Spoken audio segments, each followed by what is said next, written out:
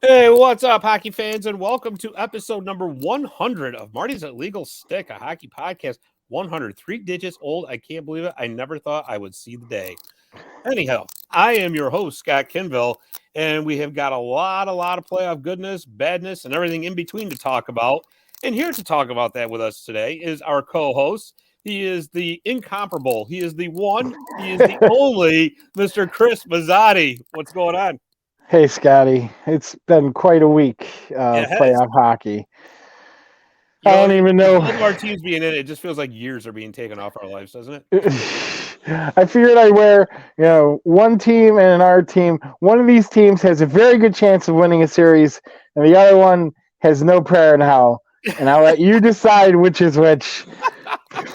I know exactly how you feel, my friend. I know that feeling through and through. But like I said, nobody's been eliminated yet. Now we're recording here on Wednesday night. That could happen tonight, but nobody as of yet. Everybody is still Who surviving. can get eliminated tonight? So I'm looking at the scores right now. It is the Jets, right? Let's see who's. Or did I? Oh no, I'm sorry. Boston can eliminate Florida. Oh, right. Yeah. Yep. Okay. So, geez, I looked at the wrong one. I like that. Florida's on the brink. Yeah, they're they're definitely about to fall in the ocean. But before we get to them, why don't we talk about your beloved Rangers and this series that they got going on with the New Jersey Devils? Now, Mazzatti, they looked fantastic when this series was in Newark. You know, they go into New Jersey in Devils land, games 1 and 2, dominate them both. Really, I mean, there was just no question about it. They're coming back to MSG for games 3 and 4, and a lot of people, including myself, are figuring, wow, this one's just about over because the Rangers looked that good and the Devils really did not look good at all. It looked a lot like the Rangers playoff experience was shining through, whereas the Devils really don't have a lot. And then all of a sudden, the switch flipped once it got back to MSG, and now here we are. Akira Schmid, former Utica Comet, because I can tell you I don't think he's coming back to Utica. I don't think so. Has stepped in, taken the net from Vitek Vanacek, and has just slammed the door on the Rangers, really. And it's a whole new series. So tell me, what's going on here? Let me tell you, there's one thing that every Rangers team that I've watched my entire life is excellent at doing, and that's making rookie goaltenders look like Vezina winners. Okay? Look at what they did in the playoffs. Look how good Louis Domingue played against the Rangers last year, okay? Like, seriously, they have a history of making rookie goalies look great. Jacob Markstrom got a shutout against the Rangers when he was in Florida, okay? Like, it, it, it's a long history of this, I'm telling you. And the second I saw they were starting Schmid, I knew this series was tied. I swear to you. I knew it was tied the second that happened. Because I'm like, this gets into the Rangers' heads. I don't know why. But instead of saying, like, we got a rook here, let's show this kid the NHL. Let's put 10 on the Devils tonight and double up for what we did game 1 and 2. But instead they come out and they're timid. They get, like, I don't know, 4-6 shots on goal in the first period. Like, it's unacceptable. You're game 3, you're at home, MSG, it's rocking, and you put up, half a dozen shots here. I think they only had like 26 shots in the game or 28. Now, a lot of it's on the Devils. The Devils do this thing too. And granted, it's a catch-22 because what's the team in front of the rookie goaltender always do? They play harder. Right. You know what I mean? There used to be, there's a reason why Steve Valiquette got a bunch of shutouts against the Flyers because the Rangers knew, oh no, we got Steve in that. We got to double down on our efforts here today. And all of a sudden, Valiquette's walking out with back-to-back shutouts against the Flyers. Like, and this is when the Flyers had, good players, not today. It really, they have a history of doing this. And I knew it was going to be an issue. And he's good. I'm not trying to take credit away from Schmid. He's been great as far as composure and his angles and everything. But he's been terrible at catching the puck. He's had like a lot of rebounds. He's had like 7-8 pucks fly out of his glove.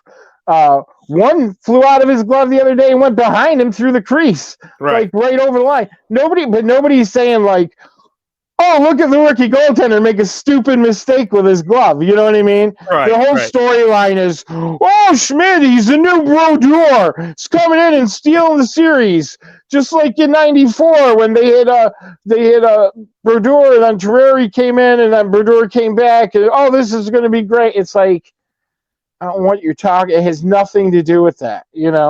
First of all, Schmidt hasn't slept with his sister-in-law, so there's that. Oh. So, but regardless, he's still got time. But I was gonna say, to be fair, I think he's like 22, so there's not a sister-in-law involved yet. But seriously, and good on the Devils for doing what they do and turning around. But people are like, oh, look at Jack Hughes. He's so amazing. He's got a goal in every game. He was cherry picking like hell on that last goal he got. The Rangers are about to score. There's 4 Rangers in the crease. All the Devils are on there. Siegenthaler just skies it out of the zone. And who's out at the red line? Jack Hughes, just waiting for a puck. Right. He doesn't belong out there. Nobody's saying, what's he doing out there? He's cherry picking worse than Ovechkin. It was ridiculous. Well, they had to counter Patty Kane's cherry picking. That's all. Patty Kane has not. He can't even make it to the red line. I don't know what you've been watching. Patty Kane may as well be in a wheelchair out there.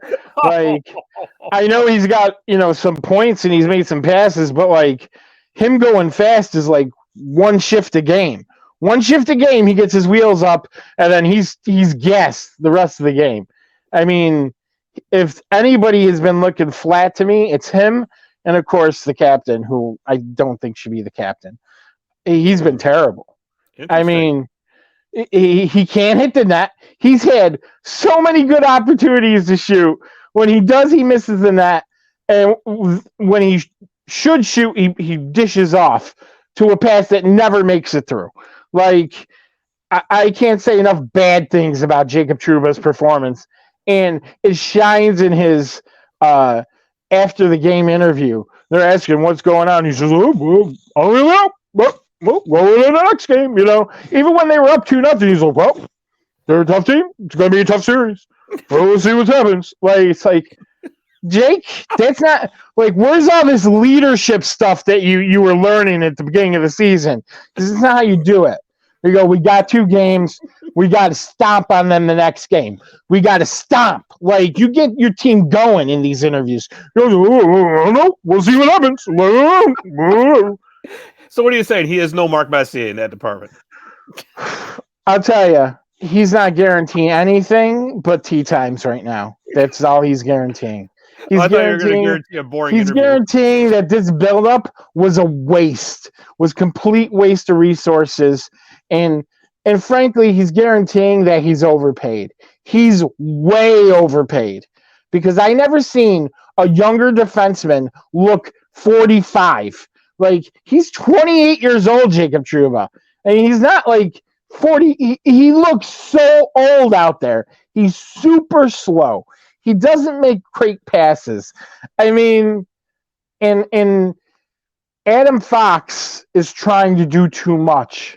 He was doing so well in those first 2 games, and I feel like Adam Fox should be the captain of this team, frankly. I mean, he'd be a better captain than Trouba. And because he does put it all out there, he puts too much out there. Right. And it puts him in a bad position. And good on the Devils because all year long we see Adam Fox. He does these shifty moves where you think he's done. He's got no outlet. He's got nowhere to move the puck. And then all of a sudden he makes a clean pass across the ice. You're like, how did he even hang on to that puck?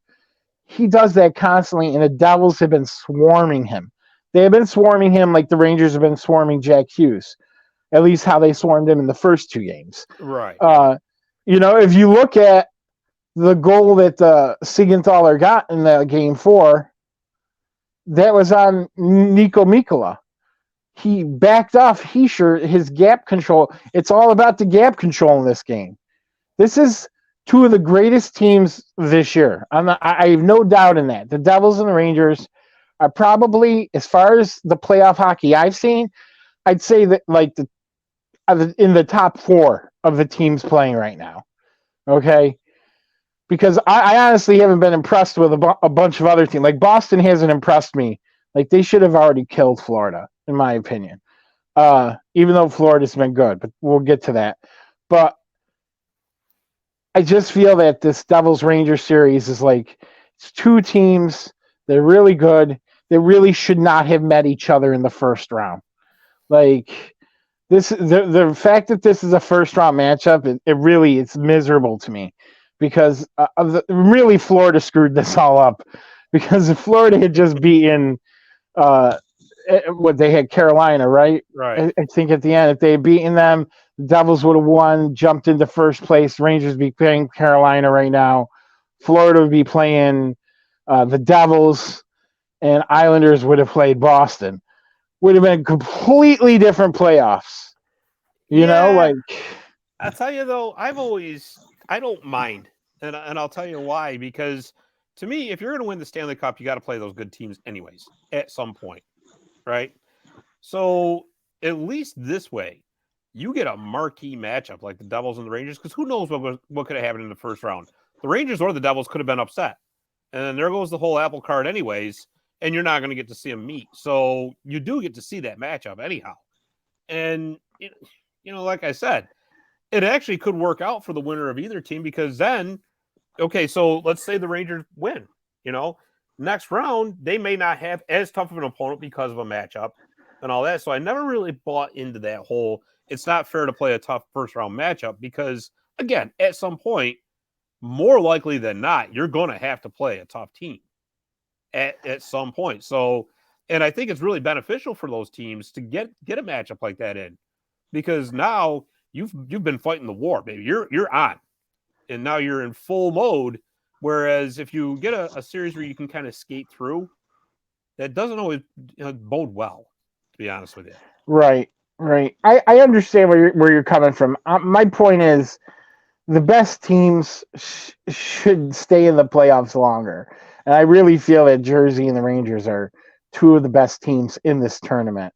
And I don't want to see either one, really, honestly. I would love to see another double series against a team that's not mine. You know what I mean? Like, that would be fine with me. I would love to see the Devils kick the hell out of Carolina because there's no doubt that they would. Like, I really feel they would beat most of these teams in the East if they were playing them right now. The East and the West are both wide open insofar as I'm concerned. And I don't care that the Bruins set the record for most points in a season and won the President's Cup and all that. To me, and I said this right from the start, these playoffs are wide open on both ends. Anybody could win this thing. This year it feels more than any other year around. And that's even with a dominating regular season performance from the Bruins. I truly believe that this is anybody's game at this point. And, speaking of those Carolina Panthers, or Carolina Hurricanes, let's talk about them for a second because they're taking on the Islanders and what could definitely be called a very, defensive-minded series. Let's just say that. Boring? You want to say boring? Yeah. All right. Let's just say a boring series. It's boring. All right. It's real boring. It's boring enough that I haven't watched half the series, I would say. I watch a period here and there, and then I say, "Wow, this is boring." Like nothing's happening. Like it's a testament. It's only a testament to the Islanders, by the way, because the Islanders are shutting them down, and freaking Carolina is just getting dumb luck goals. Like some of their goals are just dumb luck. Let me tell you, Jesper Fast has 2 goals in this series. That doesn't happen. Okay, this guy gets 7 goals a year. Like it always seems to be like 3 or 4 were shorthanded too. Doesn't it always seem that way? Yeah, and good on him. He's a good penalty killer, absolutely. Man. I've always said that about him. He was a great penalty killer for the Rangers. He was one of those guys that the Rangers were just cap crunched because of bad contracts, like Kevin Shattenkirk and stuff like that. Dan Girardi contract that. We let Jesper Fast walk for what amounted to about about $750,000 or $500,000, Right. somewhere That's between close. that. Right. It was like we were going to pay him 1.25, and he got $2 million from Carolina. Like, Well, he had and, just had to be coming off a career year that year too, as it always yeah, turns out, right? I it mean, was like we just, they're always saying, people are always saying the Rangers don't develop guys.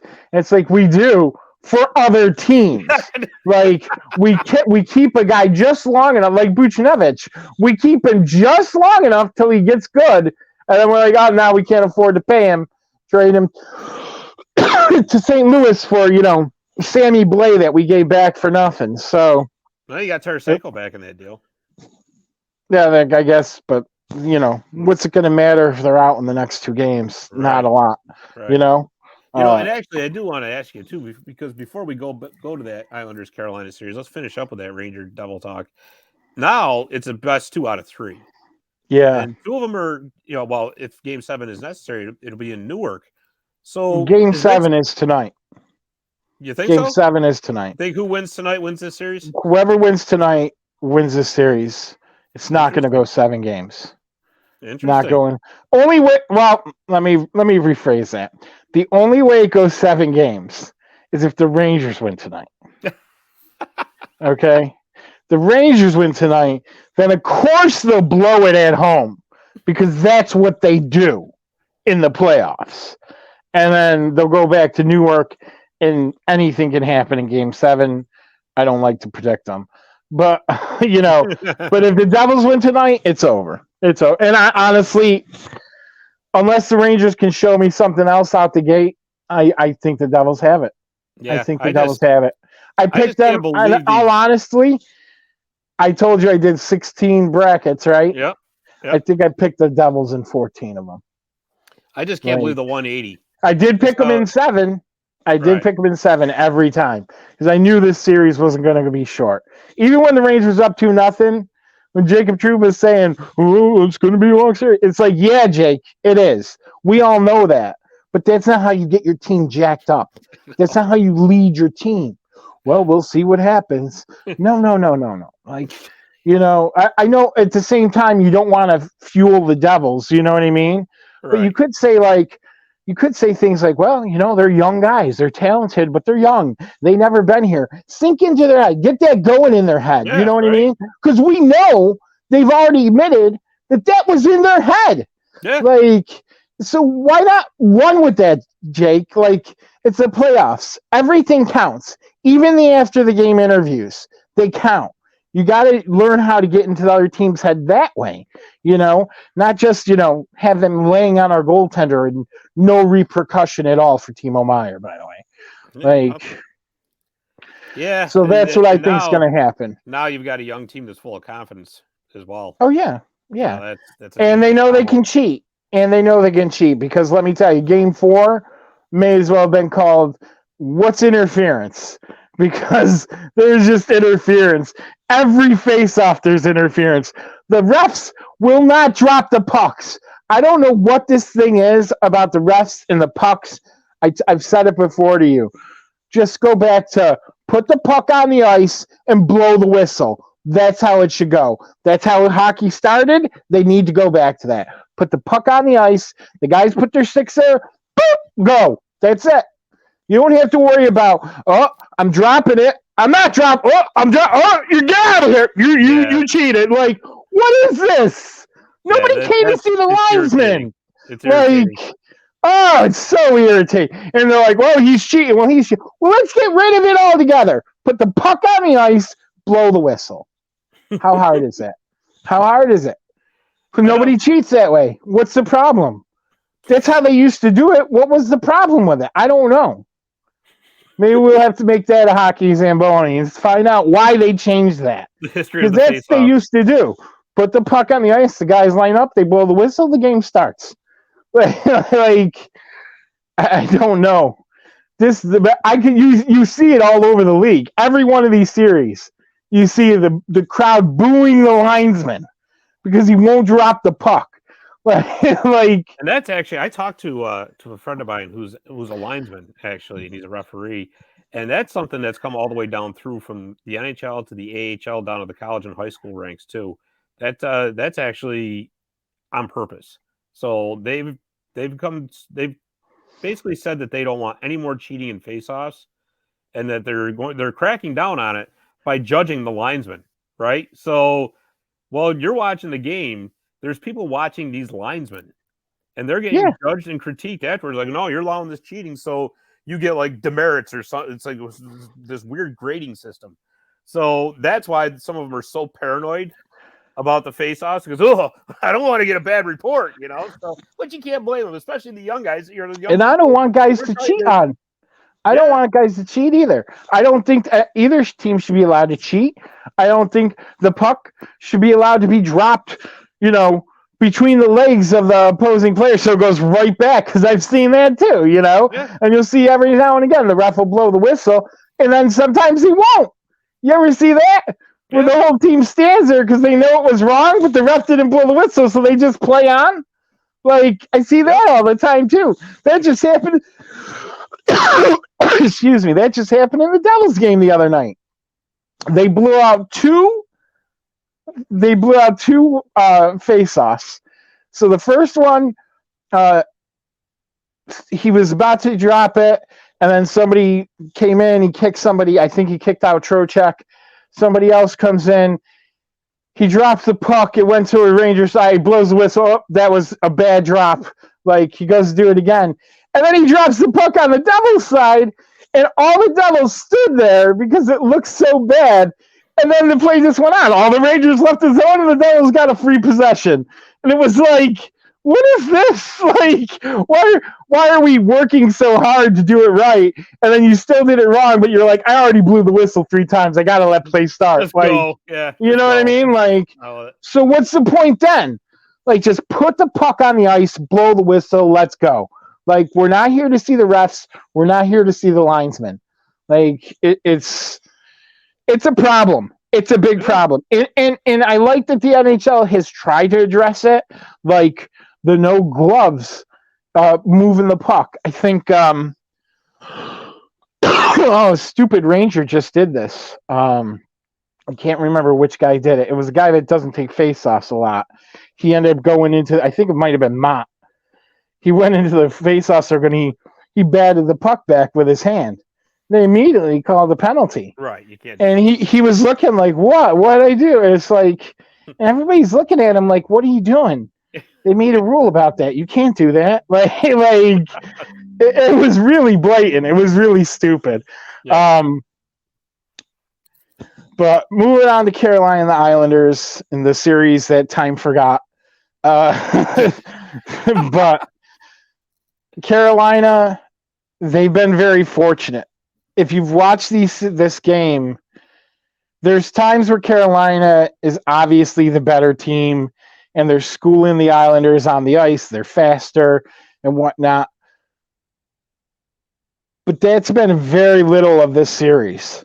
Most of it's been the Islanders locking things down, making things difficult, and then countering with their physicality and their close team support.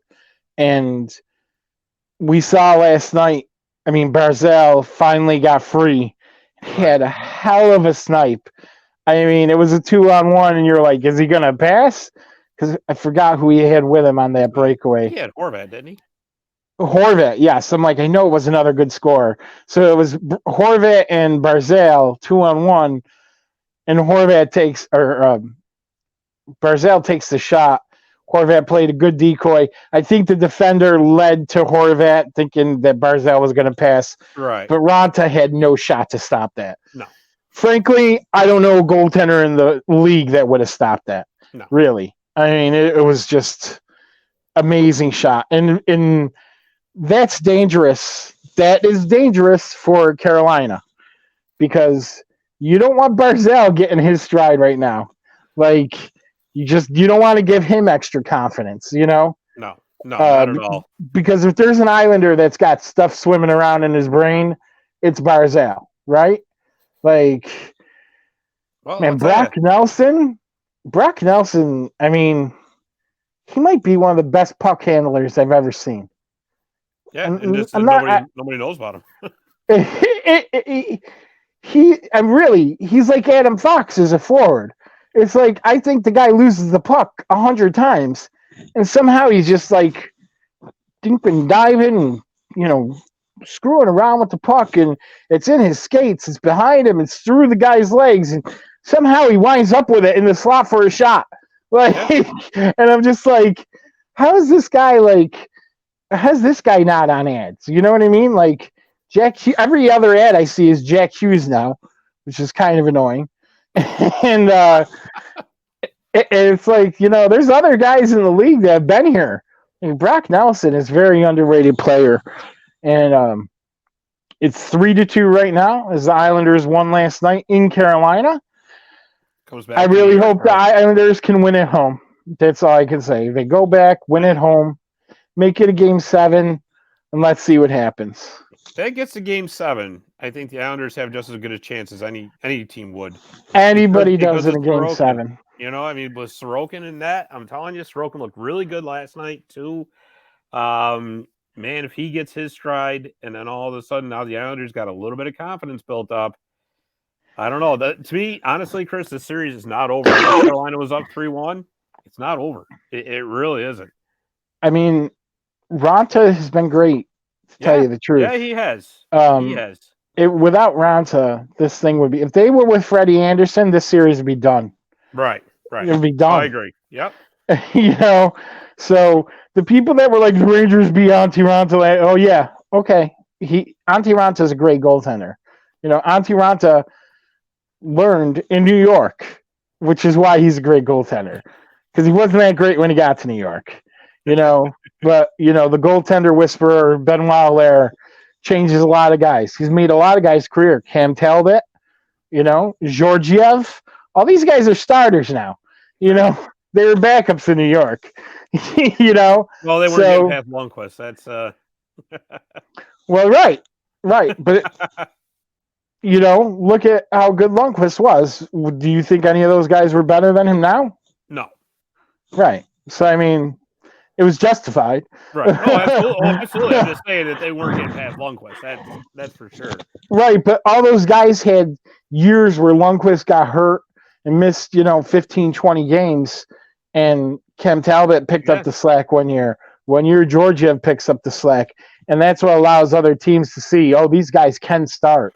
So it was good for their careers. Absolutely. I definitely think it's going to be I think the Islanders push this to 7 games, and anybody can win a Game 7.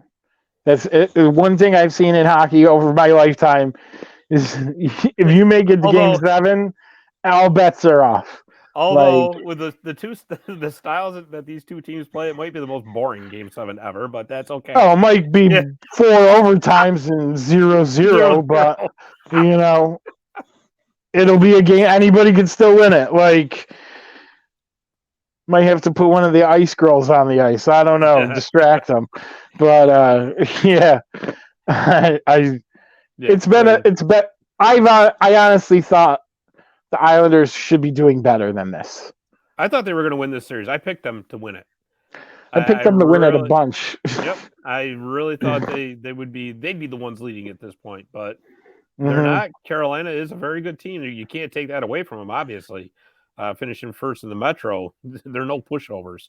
I just thought that I thought that the Islanders had the edge in goaltending, and to me, goaltending is everything in the playoffs.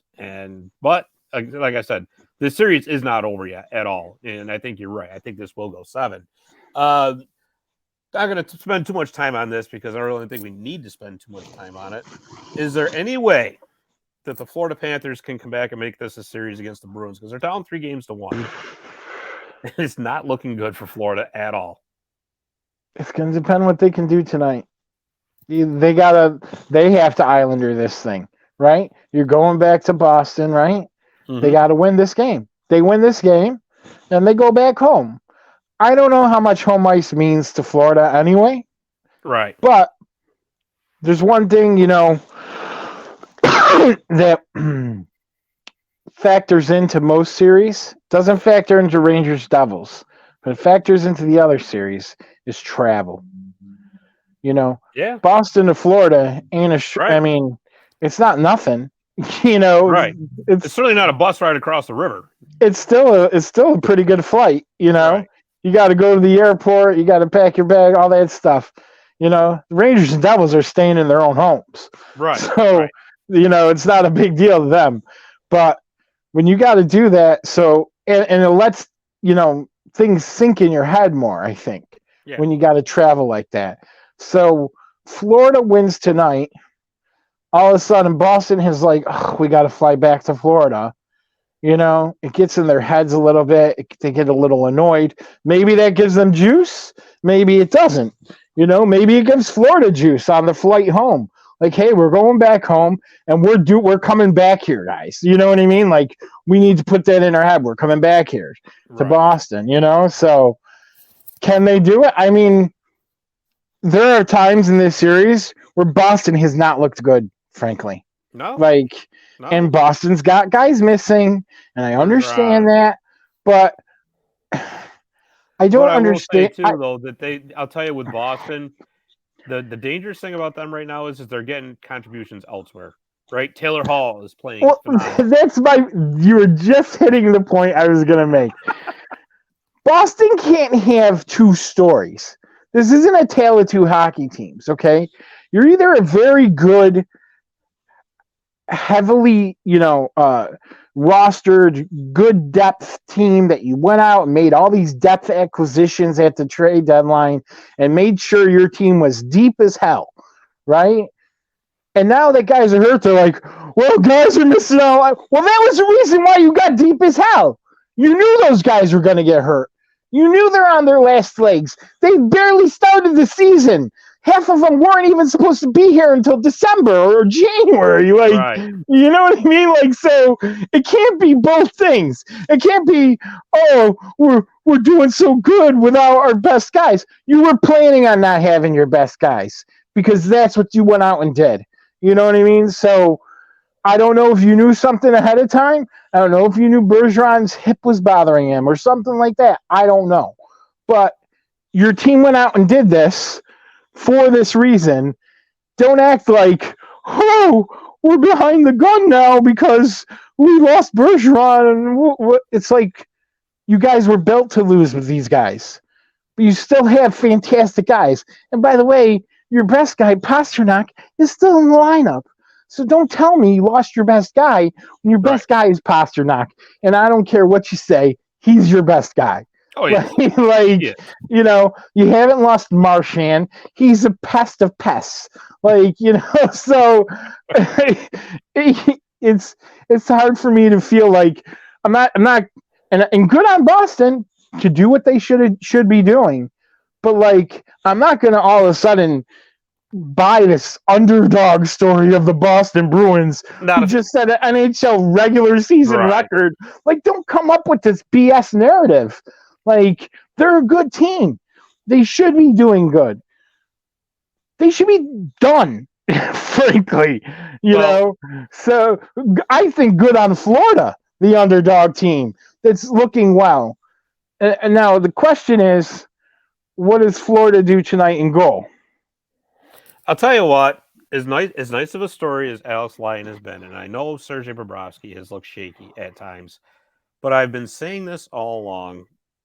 You paid him all that money. He's got the track record. Your season's on the line. Do you go with the guy that you brought in to stabilize your net for the next, what they give him, a 7-year contract?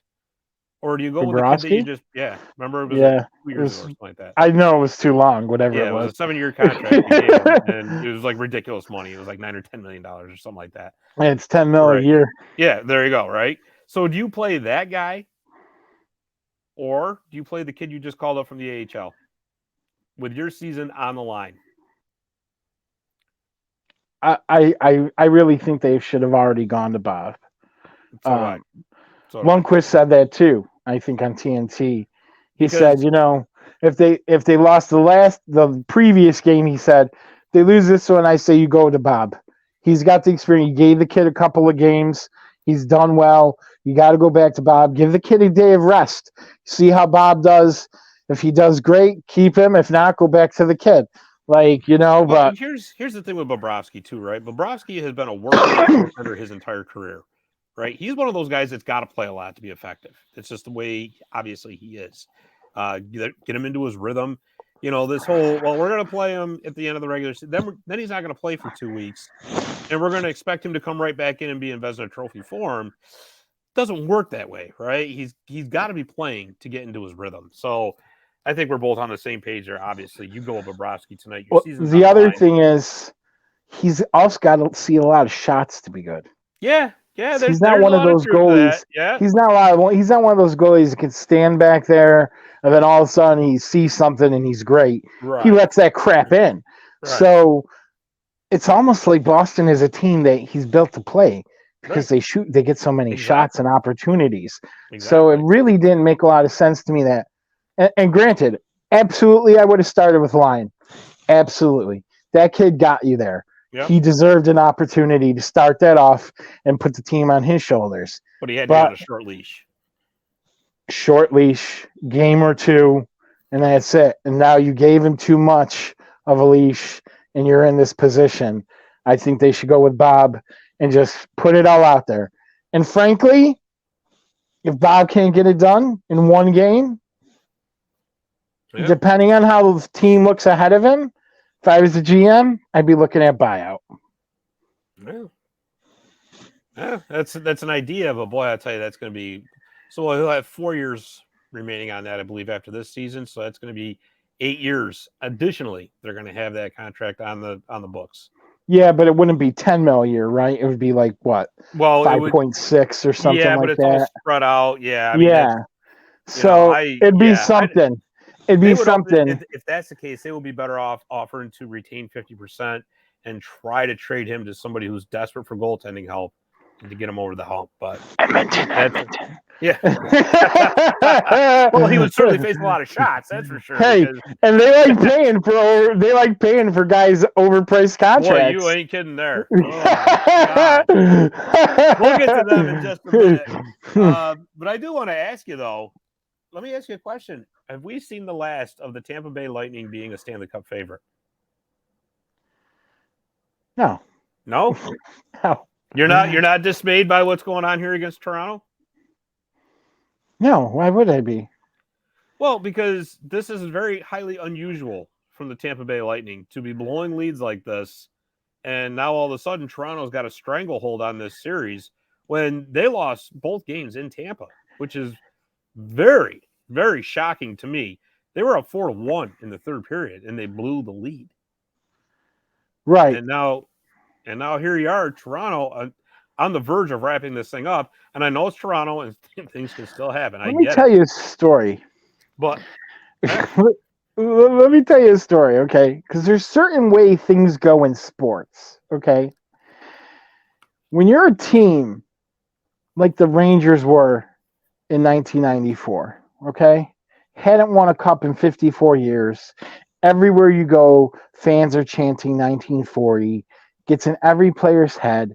It's a curse. You've come so close. 79, you lose to Montreal. Like the 80s, you lose to the Islanders in the playoffs. Like all these things that kept going wrong for the Rangers.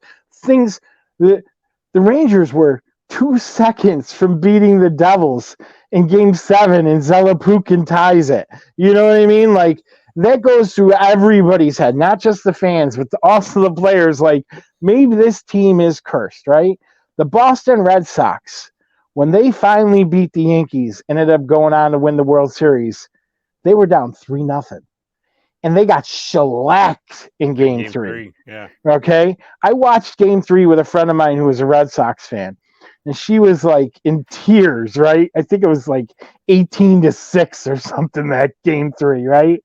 And I said to her, you got to understand something about sports and curses and the way that these things work out. You have to go the hardest route in order to overcome that. There's no other way. So when I see that Tampa Bay is up by 3 goals with 11 minutes left, and Toronto comes back and wins the game in overtime, kind of like when Boston did that to Toronto a bunch of years ago, right? That's what tells me Toronto's on a special thing. Toronto's trying to do something special here. And if they can get it done, it doesn't take away from Tampa Bay at all to me, though. You said, does that make Tampa not a Stanley Cup contender? Not at all. I think they'll still be a contender for next year. Is a favorite, though. They're still a favorite. They got Vasilevsky, they got Stamkos, they got Kucherov. Those guys aren't going anywhere as long as Hedman stays healthy. We know Hedman's not very healthy right now. That makes a huge difference because he is a stellar defenseman. But you know what this reminds me of, Chris? You know what this really reminds me of? If you recall, when the Chicago Blackhawks won their 3 cups, what was it, in 5-6 seasons, right? Mm-hmm. Now, you remember when they got 2 and an asterisk, please. Yes, well, okay, you're right. And you recall, we don't count those short seasons equally. No. I got a friend of mine who's a Blackhawks fan, and I always say they won 2.5 cups. Yep. Same with the Devils. Same with the Devils. 2.5 cups. Yep. But anyways, with the Lightning. So with the Hawks, remember when they got bounced by the Nashville Predators, and it was like a 5-game. It wasn't a sweep. I think the Hawks did get 1 game in, and that was 2016 or 2017. And everybody's like, "Oh my God, how could this possibly have happened?" Well, then that's when the nosedive started, right? And that's when it started to look like, oh boy, this team aged like overnight. What my concern is with the Tampa Bay Lightning, they've played so much hockey over the past even 8 years. If you look at it, they have played a ton of hockey. There's a lot of miles on that train, right? And I think they're finally starting to get to the point. And I'm not saying that they're going to collapse, right off the hop. There's no way. Right. There's still too much talent. They're coming down the mountain. But they're coming down the mountain. Absolutely. And all those years, same thing with the Hawks, what they did, trading away all those first-round picks, trading away prospects to keep that window open. And you can't blame them, right? Because when you have that kind of talent, why wouldn't you, right? You have to carpe diem, right? Take advantage of the moment when it's there. My concern with the Lightning, like I said, is that they've played so much hockey, and there's so much wear and tear on those tires that I think now they go from being a great team to a very good team. Yeah, I think this one's over. I think Toronto is going to finish them off, just by the fact that, again, and like 3 years ago, there was no way you would have ever seen the Tampa Bay Lightning blow a 3-goal lead in the playoffs at home. It was unthinkable. It would have never happened. And now there's cracks in the armor.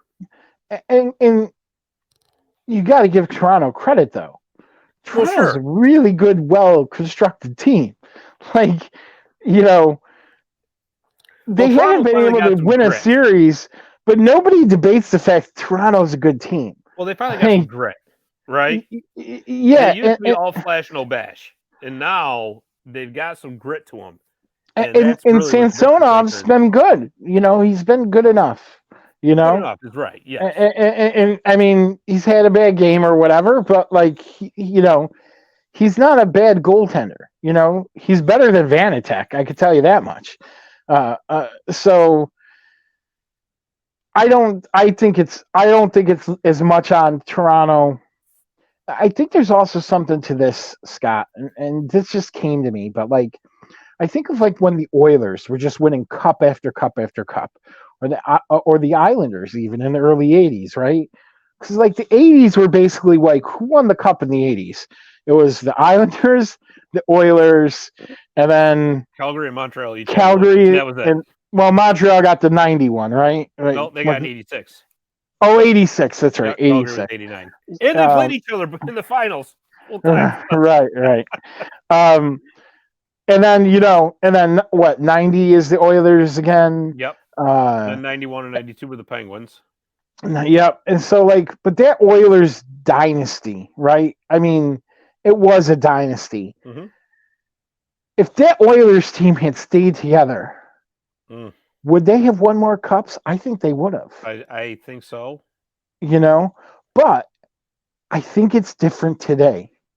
I think with these guys making money today, with the distractions of other things that are available to guys, especially with money, I think once you win a cup, you win 2 cups, I think there's some softness that keeps you from continuing. You know what I mean? I think it might take, maybe that's why in Chicago's case, they win in 2010, they don't really win another one, a real one, until 2016, right? Because the 2013 is the short year. Yeah.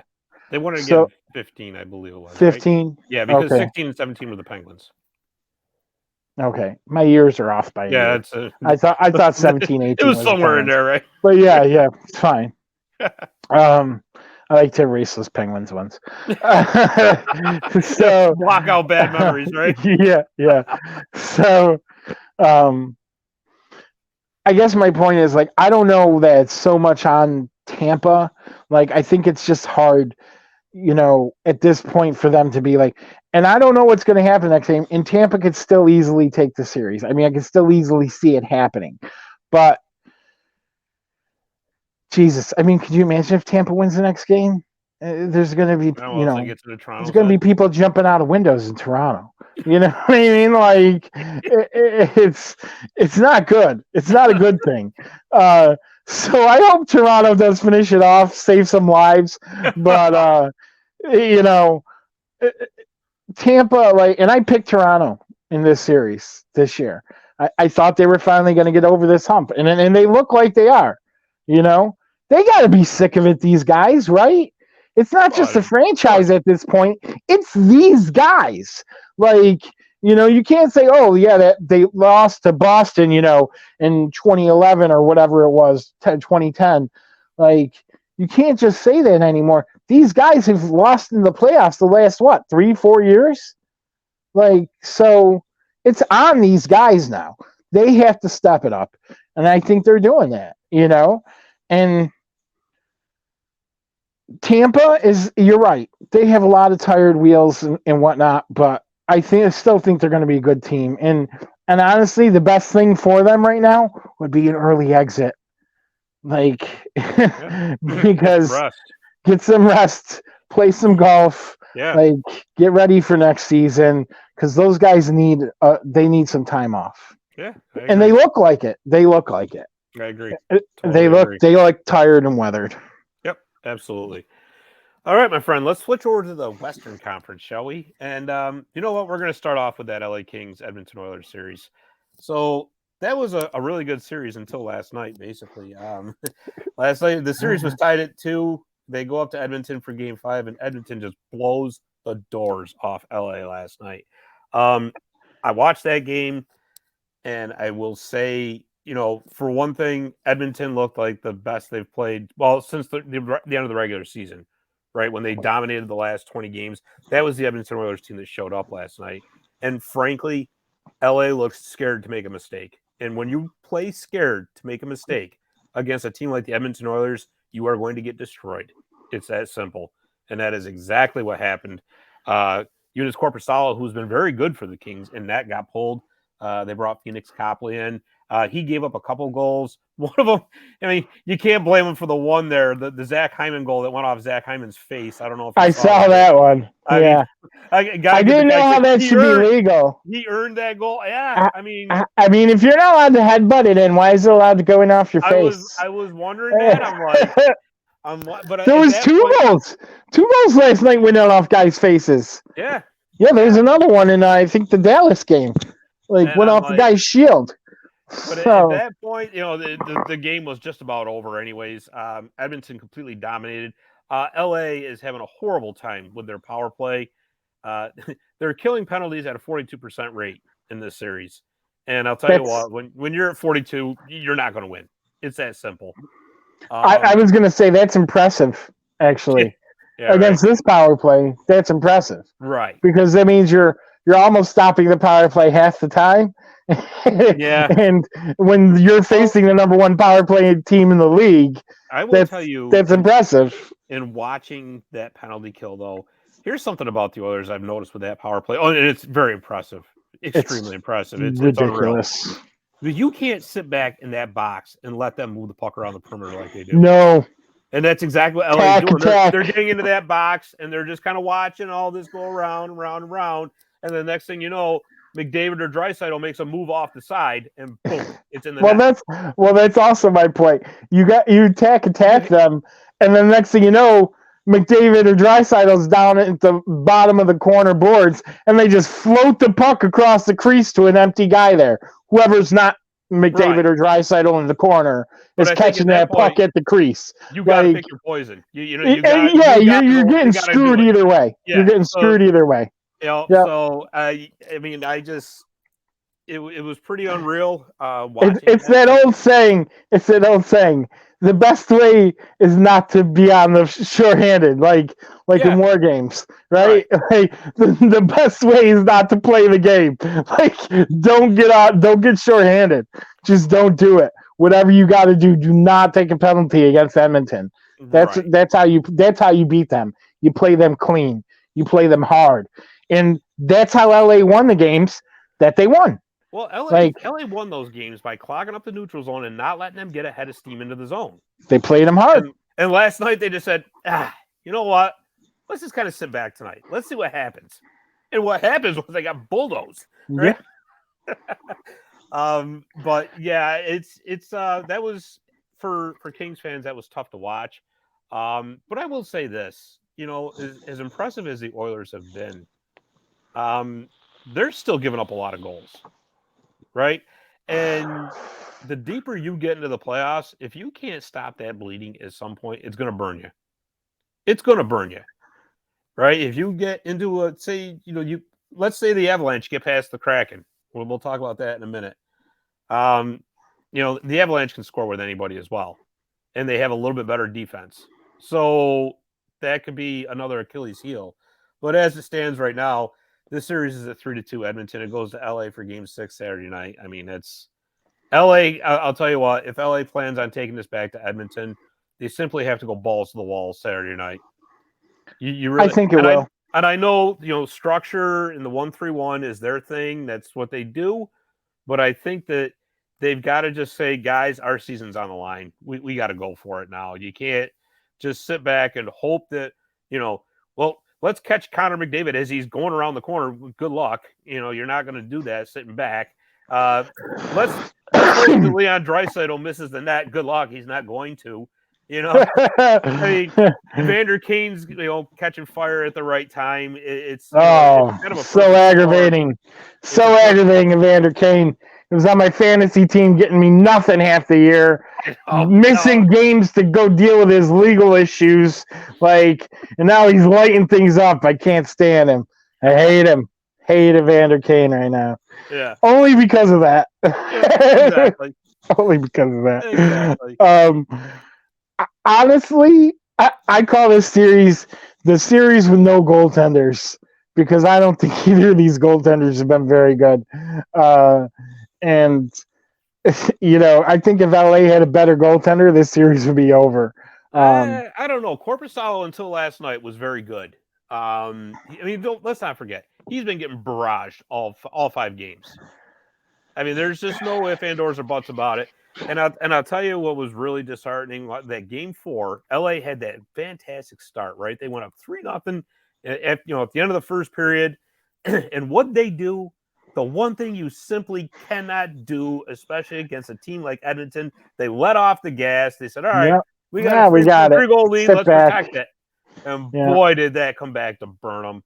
Man, did it ever. Can't ever do that. No, never. Exactly. Never. You're up by 3, you want to be up by 5. Yeah, that's what you got to do. That's what you got to do. You got to be. You got to do it. That's what honestly impressed me about the Rangers in those first 2 games with New Jersey, because they had 3-0 leads in both of those, or 3-1 in one of them, I think. And it was like, oh no, what's going to happen here? And they kept on the gas. And I was like, oh my God, they have not done this all year. This is great. They're keeping on them. I was impressed. And if you look at, what Gallant has said about that, he was like, those were perfect games. And that's what teams need to do. LA gets a 3-goal lead. You don't sit back. You pounce on them. You say, all right, let's really give this goalie something to think about. You know what I mean? Let's hammer these guys. That's the other thing I'm not seeing enough of in these playoffs is guys hitting guys for the next game. I'm not hitting you tonight. I'm hitting you for the next game. You know what I mean? Some of these games have gotten out of hand. Like game 2 of the Rangers Devils got out of hand. One of the Boston Florida games that got out of hand. They just started gating guys. Good. That's what should be happening at the end of playoff games when you're losing. You need to make a message. This isn't over. We'll see you guys in a day and a half, and let's go. You know, I'm going to put your head through the glass. Like, that's hockey. You know, I mean, but you gotta face repercussions. You gotta do it cleanly. You know, things like that. This. I think in this playoffs, what you're seeing more and more of is you're seeing some of these hidden cheap shots being taken. Oh yeah, starting to see things get a little bit dirty. And I'm not pointing at any particular team. You see it across the board. And we talked about this before we started recording. You know, that's where you see now in the game is you don't have the enforcer out there anymore. So now you're starting to see players take matters into their own hands. And I hate to be, jump on the bandwagon, but I will say across the board, the officiating has been horrible. Why? Because there's no consistency. And you can't blame that all on the officials. There's no consistency from the top down, right? You don't know what the heck. You're absolutely incorrect. So the referees don't know what to call. You're absolutely incorrect, Scott. It's 100% consistent because this happens every year. Okay, every year this happens. Inconsistent. Okay, every year this happens. They call games 1 and 2 really heavy.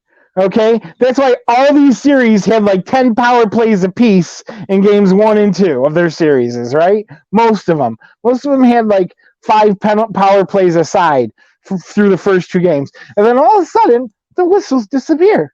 In game 3, the refs can't find the whistles, and everything goes out the window, and guys start getting smashed into boards and everything like this, and guys start getting hurt, and then teams start crying about missed players and missed calls and all this stuff, and it's 100% justified. All these teams, even who was I just watching? A Winnipeg coach was just saying it. I think Rick Bowness. It was either him or it was no. You know who it was? It was the Minnesota coach. Oh, Dean Evison. Dean Evison was complaining about the calls, and he's saying like, we don't want to sit here and cry about calls, but it does make a difference. Like, look at who's winning these games. Who's winning these games is whoever scored on the power play. How did they get a power play? That's the question. It's like I said to you in the Devils game 3. It's Rangers are up 1-0. Timo Meier changes his trajectory to fall on Shesterkin's leg. Shesterkin's sitting in the crease.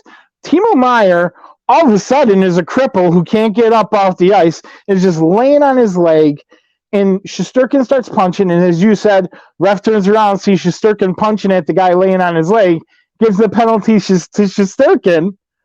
All retaliatory. I get it, but like, if we're calling this like it's a playoff game, let's try to see what we do. Well, if you're going to make a justification for the playoff game, you should have took them both. You should have took the one for GI and maybe embellishment. You could have said embellishment easily because he wasn't getting up, and you could have called Shesterkin for roughing. That's not what the refs chose to do. The refs chose to take the game into their own hands and say, you know what? It's a 1-0 game. The Rangers are up. Let's give the Devils a chance to get in this. And that's exactly what they're thinking. And don't tell me that they're not, because it's exactly what they do every single game, whichever team it is. One team's up, all of a sudden the team behind gets a power play. It happens over and over again. Well, with that play, let me ask you a question then. Who was the defenseman that was going into the play with Meier? I can't quite remember. Was it Lindgren? It came to mind that it might be Lindgren, yeah. So why wasn't Lindgren dragging Meier off of his goaltender? Good question. But at the same time, if I were you, that would bother me more. He didn't even hit Meier into. But what I'm saying Shesterkin. Is, you got to protect your goaltender. He was protecting. No, He was trying to protect him out of the crease, and Meyer jumps into right. Shesterkin. But what I'm saying is, if somebody's doing that to your goaltender, that should be, like instant. You're not doing this to my goaltender. I'm dragging you off of him. That's it. I think it was more of a thing of the puck went the other way. It shouldn't have come to Igor Shesterkin having to punch Meyer. No, I agree. And hey, they've been going after Meyer every chance they could get. So I get it. And that wasn't even the beginning of it.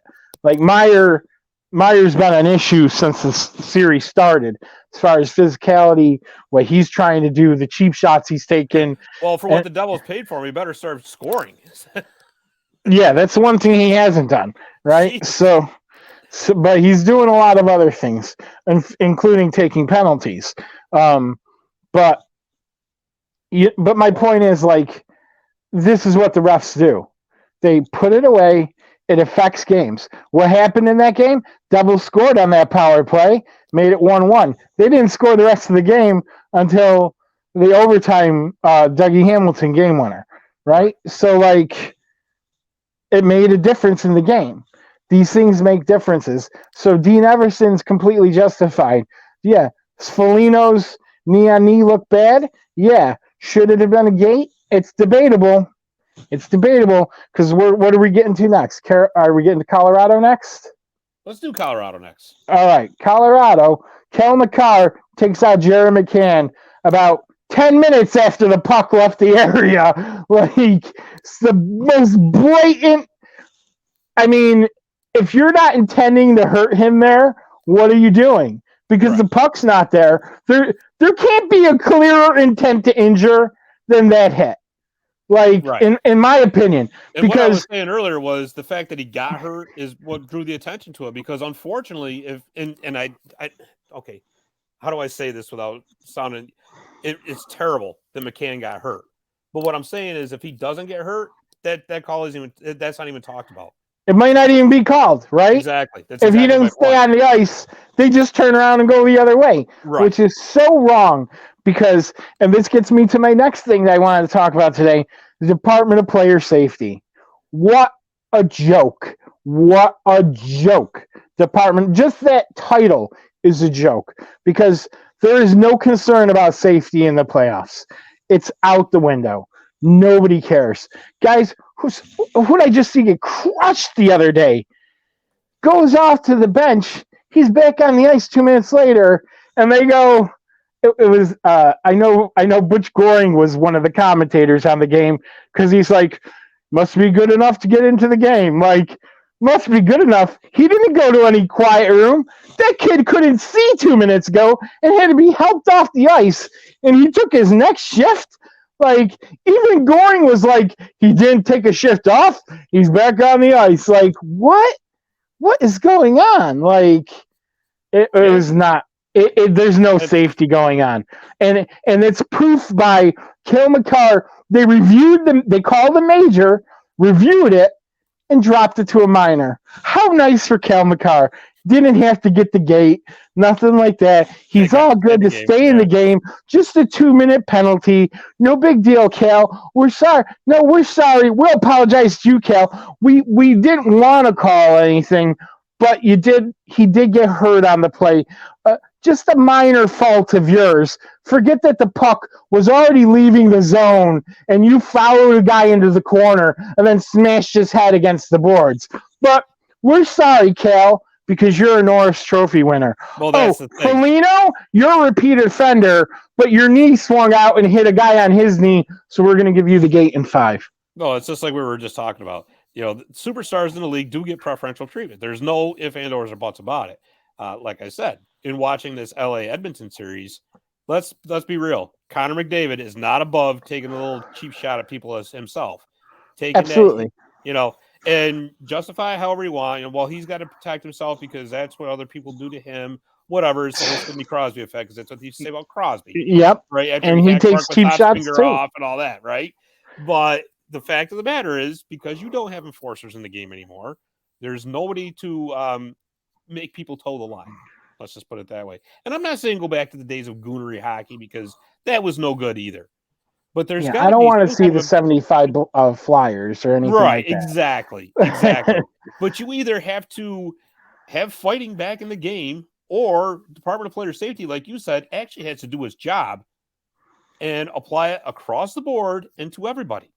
And here's It's the not going thing, to work Scott. otherwise. Here's the thing that makes me so mad about it is that I love this game. I love watching hockey. Loved it my whole life.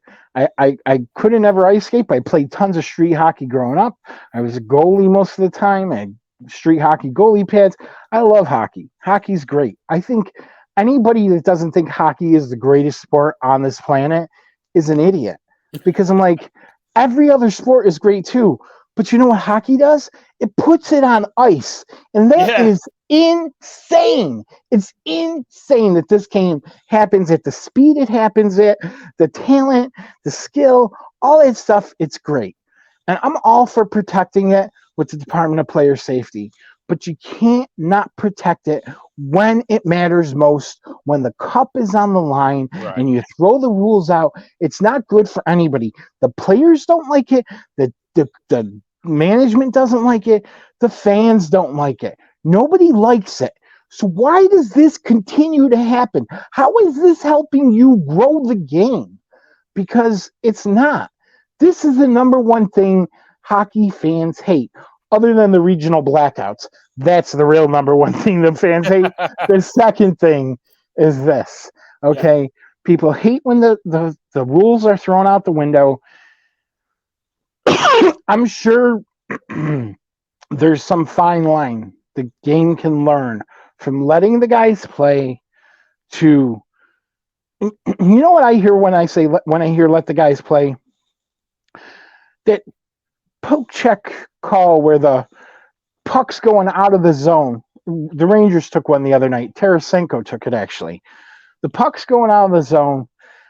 The back defending player goes to reach for the puck, goes between the guy's sticks. The guy feels that stick between his legs. He folds like a pancake. Now the puck left the zone. He made his play. It didn't affect anything. Do you have to call that penalty on Tarasenko? You don't. You don't. It's a penalty, 100%. Sure. But if you're going to let the guys play, that's the one to let them play on. Not I followed the guy into the corner when the puck wasn't there and I smashed his head against the glass.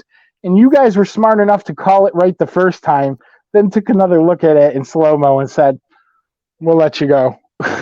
You know, like it's just, it's bizarre to me. It's just absolutely bizarre that this continues to happen.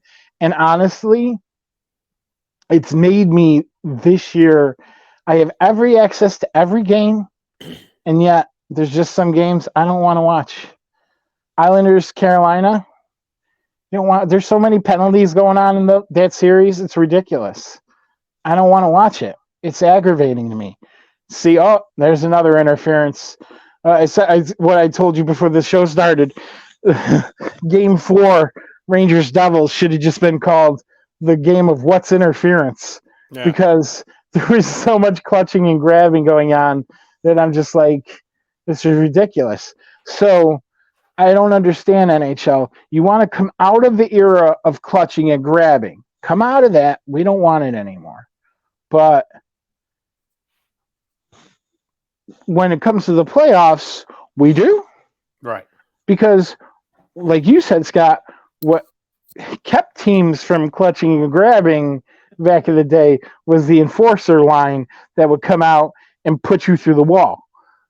So what do we need to do? Like, and I honestly have said this before, if we had a 75 Flyers team, they would dominate this league right now. Dominate them. Because who's going to do anything? Nobody could do anything. Right. Ryan Reeves is just one guy on one team, and that's it. There's no other guys. Name me another guy. I don't know any. Well, I think that's part of the problem too, is because the game has gotten so fast that you can't just have an enforcer and that's all he does. You know, right. like a Ryan Reeves. Ryan Reeves can't keep up with the game. He's very good at keeping people in line, but you can't play him more than 10 minutes a game because you're going to be giving up, you know, a goal every other time he's on the ice because he just, you know, let's face it, he's slow. He can't keep up. And that's just the way the game's evolved.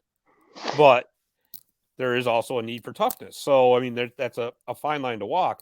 But getting back to that Colorado-Seattle series, let me ask you, does Seattle really have a chance to pull this off? 100%. You think so? I think so. Do you think it's the Avs being on a Stanley Cup hangover, or is losing guys like Nazem Kadri really hurting that bad? And keep in mind, they don't have Landeskog either. He's out injured. And didn't Nichushkin leave? Yes, he's got. They said there was a personal issue. Personal reasons. Mm-hmm. Right. So that's a big loss. Sure is. You know, they don't have, like you said, Landeskog. They haven't had him all year, though. All year, right. You know what I mean? So right. I won't count that in. But losing Nichushkin for personal, I don't know what it was, but yeah. Geez, man, heck of a time to leave your team high and dry. Yeah, I just hope everything's okay for him, though, too. I mean, I hope so, too. Yeah. And it's another, is he Russian? Yes, but they said it had nothing to do with Russia. It had nothing to do with Russia? Well, that's another thing that creeps in, right? Because we know Panarin left because of Russian crap. Right. So that would be unfortunate. I don't know what's going on. It's unfortunate. I hope, if he's got somebody sick in his family or something, that's usually a reason why these guys do that, and that's unfortunate. The team's got to be better, though, and they're not. You got to overcome it. And can Seattle do it without McCann? I don't know. He's their leading scorer. Yeah. You know what I mean? Jordan Eberle gets an overtime goal. Great. But is Jordan Eberle going to take the reins and be the leading scorer now? Who's going to do it? Who's going to step up? Honestly, I'd like to see, more. And he's been existent in the series. He's scored, but we need more Matty Beniers. Yeah. That's what they need. Yeah, they need five. They need 5 more Matty Beniers on this team. Yeah, I think so. And they win the cup. Seriously, that kid is a star. Yeah, and I love his heart, and I love that he never quits on a play. And in Colorado, I mean, listen, I think Georgiev's a good goalie. He's a very good goalie. He had a very good year, but he's not great on some types of shots. His confidence, it's always been a bit shaky. We've seen him blow games as Rangers fan. I've seen him blow games. So I don't feel confident for that for either team.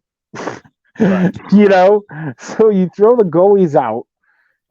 I'd say both of them are comparable. Yeah. They could both be very good, or they could both be sieves. So what's it come down to with this team?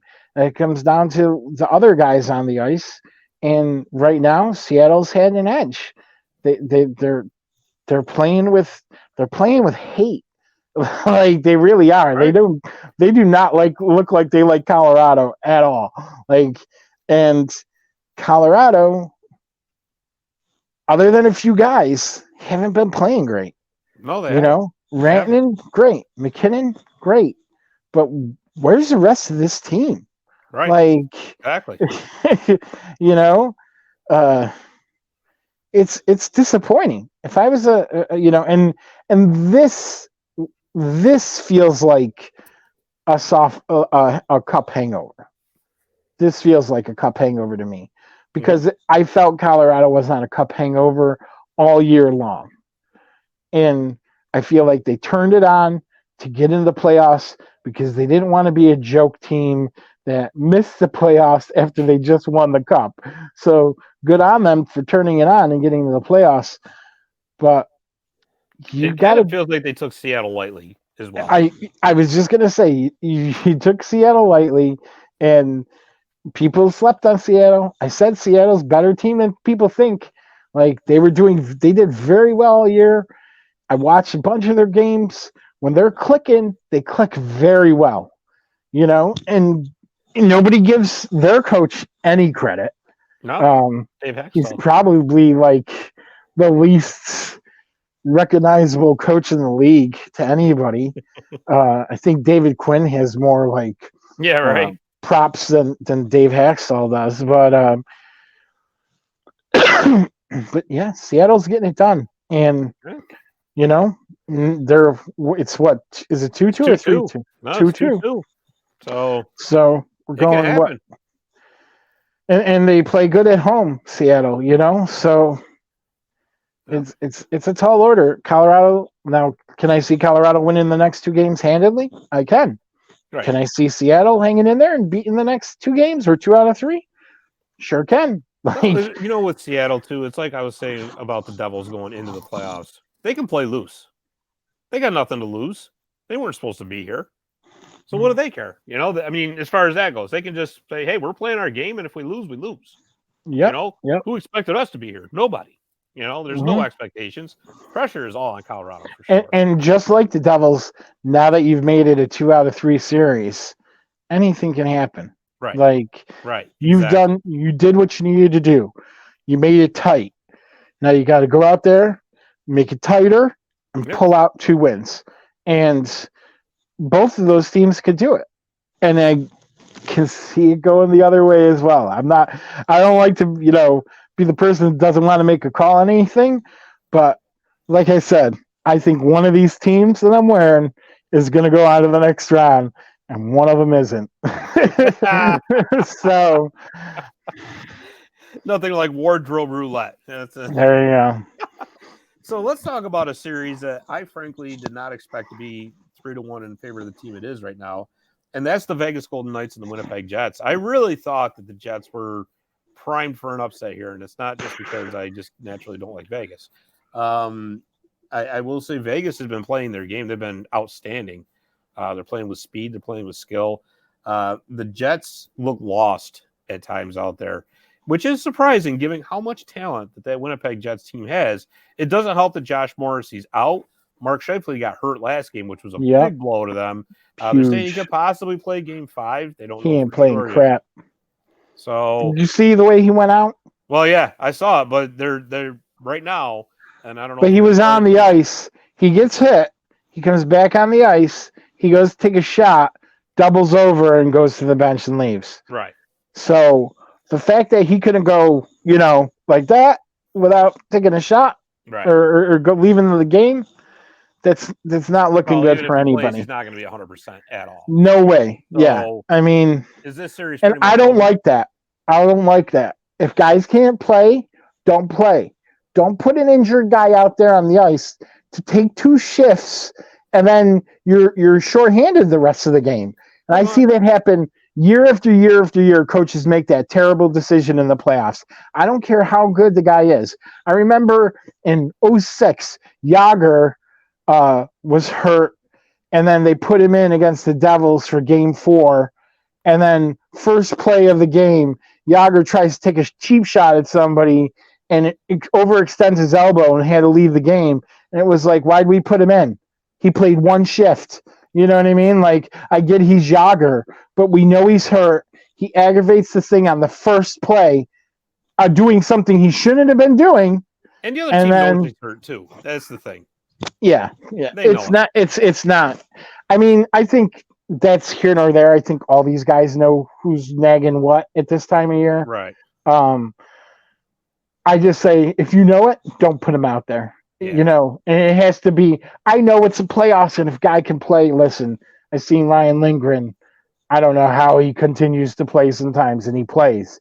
And then he gets a hit by TJ Oshie that looks bad, but I've seen this guy get up 100 times before, and then you don't see him get up, and you're like, that's bad news, Right. So I don't want to see guys go into games that they're not 100%, because I want to see 100% guys. That's why those first 2 games are so exciting.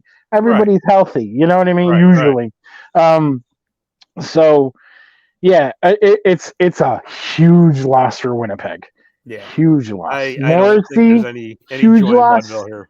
And Scheifele, bigger huge loss. Yeah. And unlike Boston, they don't have the depth. No. Like they don't have any, like, they don't have Dmitry Orlov waiting to play defense for them or anything like that. Right.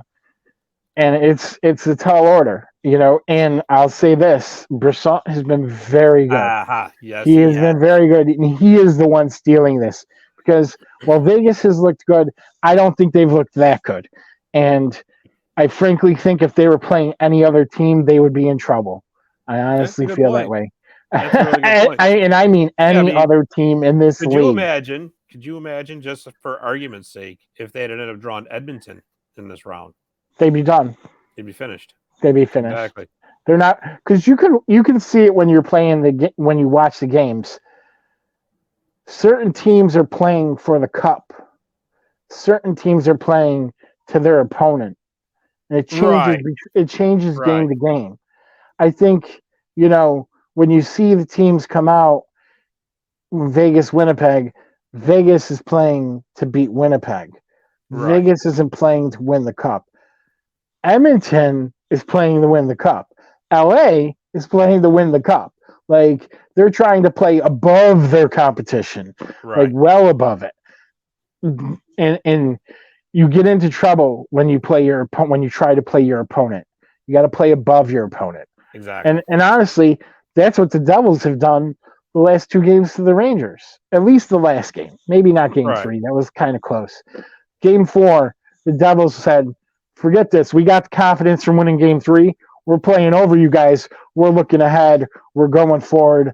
I don't think you need to look ahead to other series, but you want to say, we want to get ahead of you guys. We're going over you guys. And Vegas isn't doing that. No, not at all. All right, so let's wrap this up with a quick look here at the Dallas Stars and the Minnesota Wild. Dallas is now up 3-2.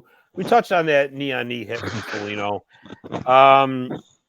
Honestly, this is right about where I thought it would be. I thought Dallas was going to take this series. As exciting as Kirill Kaprizov is and all of that, I just didn't think that Minnesota really had the horses to run. And quite frankly, it's kind of starting to prove that Dallas has the best goaltender in the Western Conference anyway, in Jake Ottinger. He's outstanding. He's amazing. He's absolutely amazing. And the thing for Dallas right now, too, is their big guns are starting to step up. Like Tyler Seguin's having an excellent playoff so far. Jason Robertson got a ripper of power play goal last night. I saw that shot. I'm like, Heiskanen's been really good. Yep. That shot by Robertson last night blew me away. Yeah, blew me away. He got that. I'm like, I knew the second he does this little thing where when he's getting his wrist shot ready to go, where he really leans on his stick. Yep. And every time I see him do that, I'm like, it's go.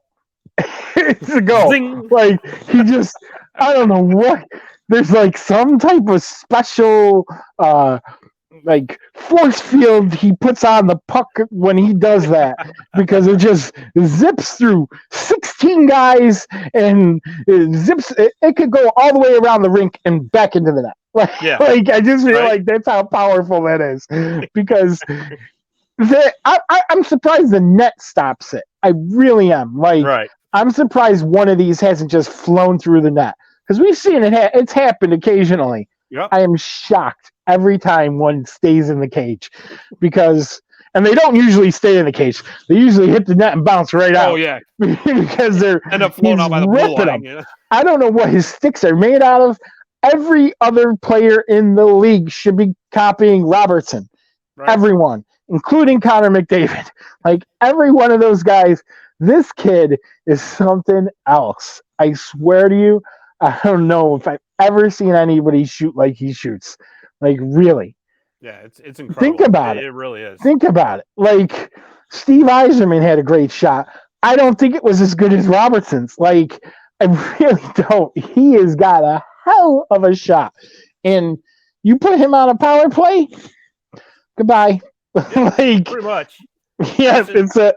Well, and the thing is like Dallas just seems to be playing their best hockey almost at the right time, And Minnesota's been good. They have. I mean, Minnesota was going to be a pesky opponent. Everybody knew that. Everybody knew that. I really and I think this is actually bodes very well for the Dallas Stars to get a challenge like this in the the first round, and to look as good as they have against the Wild. To be honest with you. So, but that said, I also think that this one's pretty much over. I think Dallas is going to wrap this up in game 6. What are we at? 3-1? 3-2. 3-2. We'll see. I mean, now it's going back to Minnesota, right? Goes back to Minnesota. Yeah, And Minnesota's very good at home. they are. They're, They they're are. one of they're one of the few places where home ice actually matters. Right. And again, there's travel. Um, Dallas has been good. I really think it's going to come down to the goalie. Which goalie that Minnesota decides to go with, Right. and Ottinger. Like everything stops and starts with Ottinger. He's been really a rock for this team, and the fact that Heiskanen. I mean, these guys. He's been. I don't think enough can be said about Heiskanen. Like this guy sent John Klingberg out of town, by the way. Like And he's their defenseman, and they're like, you know what? We don't need you anymore, Kling. Like you can take off. And that's like, the guy they hung on to when because remember the whole Erik Karlsson thing, right? Yeah, He was the favorite to go to Dallas, but Dallas wouldn't give up Heiskanen. Yeah. Boy, how smart was that? Oh, incredible! Because you saw it back then. I mean, he's a talent, and there's just Minnesota is just they're pest. Listen, I think that Minnesota's been playing miles above their talent in this series, Right. because I've watched a bunch of Minnesota games this year. Minnesota is one of those teams that, like, when they have the lead, they're good. When they don't have the lead, they're not. Like, yeah, I know that's easy to say, but it's like Minnesota doesn't they don't get beat out of games. Like they beat themselves half the time. Like they don't, and they do a thing of playing to their competition, just like Vegas. Like they play to their competition heavily in Minnesota, and they've been doing that in this series. They're playing to Dallas's level. They've come up to Dallas's level to play. Right. And they've won some games, but man, Dallas is good. Yeah. Dallas is good. Oh, the guys I said to step up have stepped up. Sagan has been very good. He's been very good. Way better than he's been all season long. Exactly. So, and that's what they needed. What they needed. So you lose Pavelski, you got to step it up. Say good on Sagan. He stepped it up, and they're playing well, very fast. I mean, hard hitting. I can't say enough good things about Dallas. And frankly, every other team in the West should be scared of them. I was just going to say that. You're absolutely right. Absolutely right. All right, my friend. Well, I'll tell you what. Let's wrap this up with our usual. Let's go on the Zamboni time machine, shall we? Yay! All right. The Zamboni time machine is brought to you by Zamboni.com, and the Zamboni name is used with permission. This week, the Zamboni time machine takes us back to 1987 when Brendan Shanahan pummeled Rick Vaive.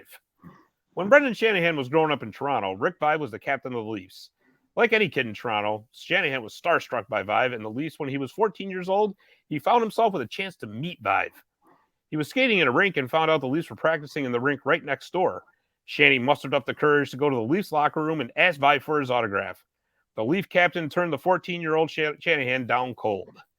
In 1987, Shanahan was drafted by the New Jersey Devils and made the team right off the hop. Right from the beginning of his career, Shanahan gained a reputation for having a scoring touch and being tough as nails. At this time, Vaive was finishing up his career with the Buffalo Sabres. In the Devils' first meeting with the Sabres that season, Shanahan and Vaive lined up next to each other for a face-off. Before the puck was even dropped, Shanahan would pay Vaive back for the autograph snub by pummeling him into the ice. Vaive found out from Shanahan's teammate, Jim Korn, that it was the autograph snub that caused Shanahan to fly into a fit of rage. In a twist of fate, after their playing careers were over, Vaive and his 14-year-old son would meet Shanahan. Shanahan signed an autograph for Vaive's son, saying, "I didn't want Karma to come back and get me." And that, my friends, concludes this week's trip on the Zamboni time machine. Yeah, great story. That's awesome. Yeah. Poor Rick Vaive. But that'll teach us. Sign those autographs. Somebody I never thought the Devils should have traded, by the way. I know. Shanahan. That was a really dumb trade.